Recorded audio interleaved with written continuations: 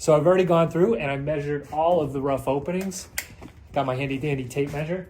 And we know for a fact that the windows will fit here and in that side. What we do need to identify is how we're going to change these fasteners. Those fasteners do stick out a little too far. With the brackets, they're totally fine, but we're going to have to find some low profile fasteners. The same thing actually applies over on this side here. We've got plenty of room for the window here with the fasteners and with the bracket. Same thing on this side, but our centerpiece, it's just too tight. We actually hit our rough opening.